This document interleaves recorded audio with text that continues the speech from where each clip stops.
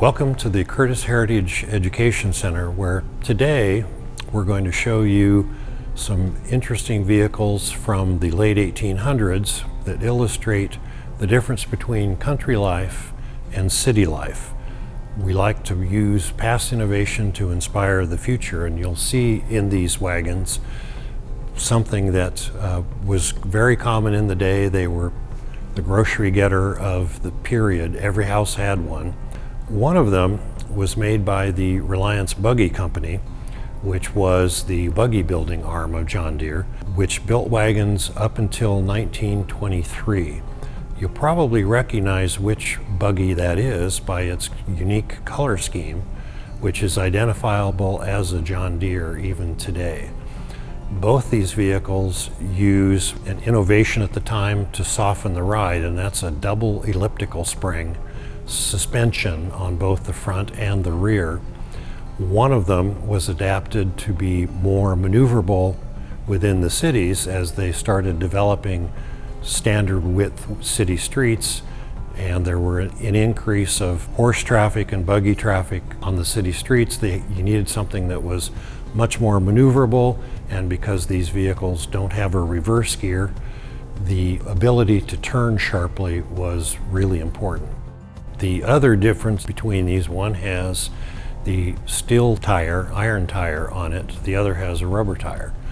Interestingly enough, the steel tire is on the city vehicle, which may have been built earlier because there was a transition to rubber tires at the end of the buggy era, because steel tires on cobblestones is not a very comfortable ride no matter what the suspension is. The other element that these buggies show is something that was common to all of the carriages and buggies of the day, and it's something that relates to a term we use even today in our modern cars, and that's the dashboard. The board that would be in the front of the vehicle at the driver's seat was to protect the driver from the mud that was dashed up by the horse's hooves. And when the transition went from the buggy area or the carriage era to the horseless carriage era, they needed something to hang switches and gauges to, and that board was the handiest thing available. So that's why even today we have a dashboard.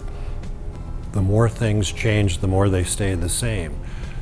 Back in the day of the buggy era, they had city buggies, they had country buggies. Today we have SUVs and we have city cars. Some of the things we have named today, like the dashboard, you never even think about where did that come from. And an awful lot of those, particularly automobile related names, come from the wagon and buggy era.